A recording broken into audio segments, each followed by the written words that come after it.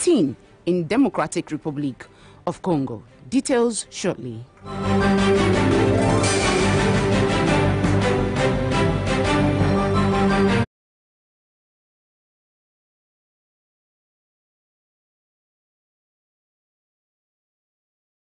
Democracy, insisting that the nation would not be deterred from this path.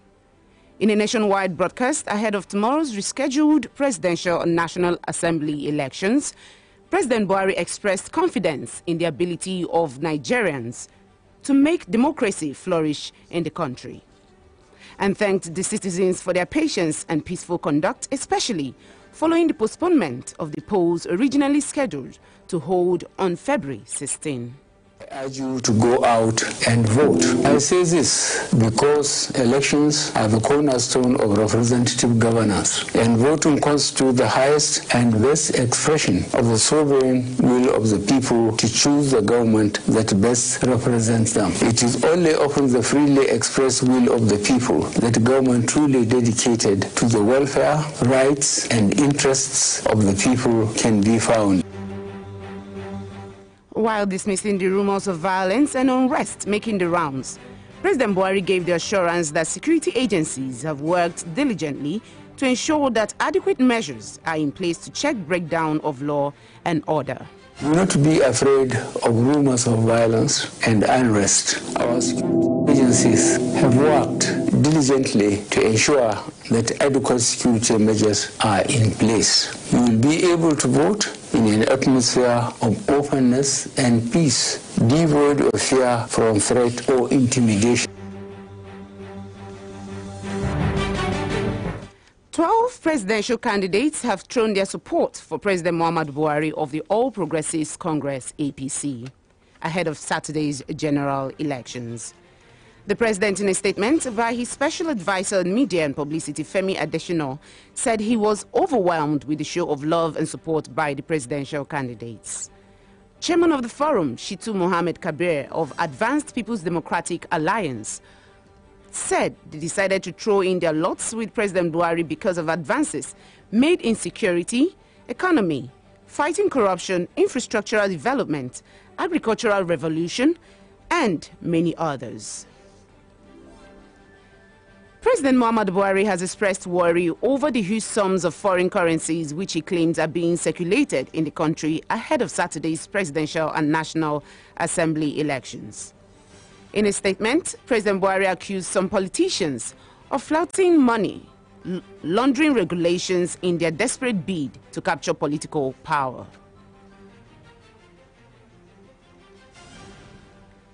With less than 48 hours to the presidential and National Assembly elections, the total number of permanent voter cards collected by Nigerians for this year's elections are presently stand at 72,775,502.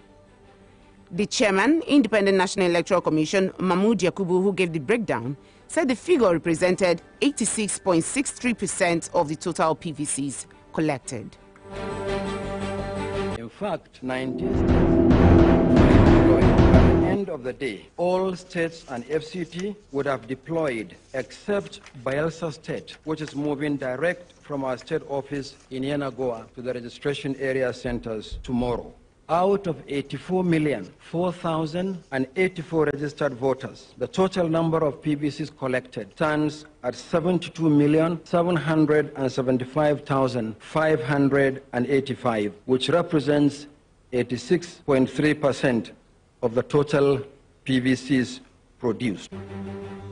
The INEC chairman also assured Nigerians that he will conduct the 2019 general elections, saying he would not heed the call of those calling for his resignation. Am I under pressure? I said so yesterday.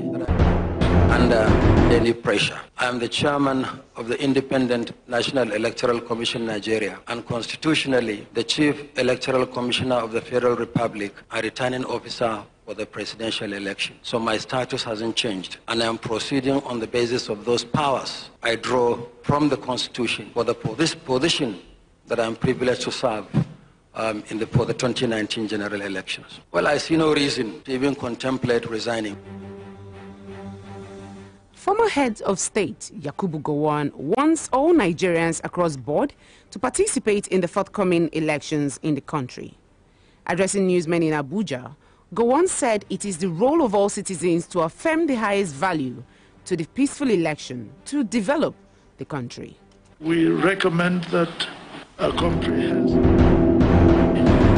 for addressing the cankerworm of corruption should be formulated by taking deliberate and painstaking steps for eliminating the root causes of corruption while developing a more sophisticated and even-handed strategy for the investigation and prosecution of corrupt practices.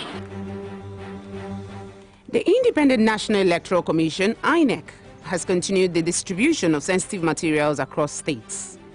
INEC's distribution exercise is in line with the new timetable put out by the Commission following the rescheduling of the elections. The electoral umpire had on Saturday said that completion and confirmation of deployment of materials will commence on Monday, 18th February. Meanwhile, the U.S. Embassy says its Abuja office and Consulate General in Lagos will be closed today in recognition of the work-free day declared by the federal government. The embassy said in a statement in Abuja that the decision is to encourage all their Nigerian employees to exercise their right to vote. The federal government had declared today as a work-free day to enable Nigerians to prepare for the rescheduled presidential and National Assembly elections tomorrow. David Umahi is raising an alarm over an alleged plan by some politicians in the state to bomb some local government offices of the Independent National Electoral Commission. According to the governor, the plan was to use thugs from outside the state ahead of Saturday's presidential and National Assembly elections. Governor Mahi said this during a briefing on the security situation in the state at the government house in Abakaliki, the state capital. A non-governmental organization, Abia for Good Governance, is warning the Independent National Electoral Commission, INEC, to overhaul the returning officers and collation officers it engaged in Abia State for the general elections. The NGO warned that there could be dire consequences if the electoral umpire failed to abide by its request to reshuffle the ad hoc staff. The convener, Don Norman Obina, during a peaceful demonstration at Okpara Square, UMUAHIA, said the compromised ad hoc staff were aiding and abetting politicians to subvert the collective wishes of the Abia electorates. News now on Flow 94.9 FM continues shortly with business, foreign and sports news. Do stay tuned.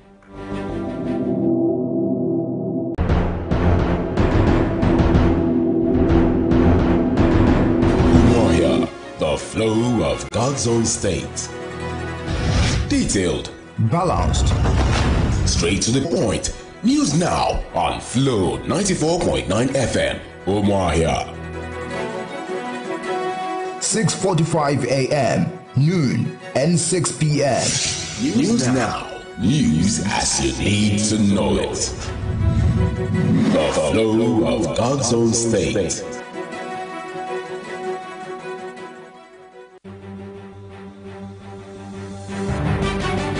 Glad to know that you are still here. And of course, over to business news right now. The National Bureau of Statistics says the country generated a total of 1.1 trillion naira as value-added tax revenue in the 2018 fiscal period. The amount is contained in the VAT report for the fourth quarter of 2018, which was released by the NBS on its website. A breakdown of the 1.1 trillion naira VAT revenue showed that the government earned 269.79 billion naira in the first quarter, 266.73 billion naira in the second quarter, and 273.5 billion naira in the third quarter. And away from the shores of Nigeria, at least 18 people have been killed in DR Congo's mining belt when a truck laden with industrial acid collided with a bus, spewing its content on passengers. Police Captain Colonel Ritetel gave a toll of 21 dead and 18 injured, while Provincial Health Minister Sami Kayembo gave a figure of 18 dead and 12 injured with burns. And finally in sports, a Lagos High Court has issued a bench warrant for the arrest of a former Super Eagles international, Austin Okocha, for failure to appear in court severally to answer questions on why he allegedly failed to pay his income taxes. The prosecutor, Dr. Jide Martins, had on June 6, 2017, filed the charge, adding that the case came up for the first time on October 5, 2017, but the defendant did not appear in court. The prosecutor had told the court that the defendant had failed to provide the Lagos State Internal Revenue Services with a return of income for tax purposes.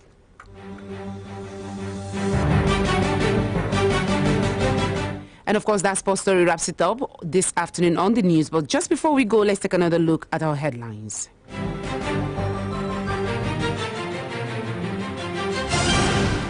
President Buhari reaffirms Nigeria's resolve to uphold democracy. INEC continues distribution of sensitive materials across states. Group calls for overhaul of electoral officials in Abia State.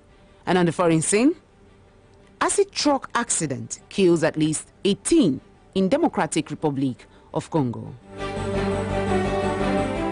Thanks for being with us. Do remember your vote is your right to a better Nigeria. Do not sell it. Do join us again at 6:45 a.m., noon and 6 p.m. every weekday for additional newscast. This is Flow 94.9 FM UMUAHIA, the flow of God's own state.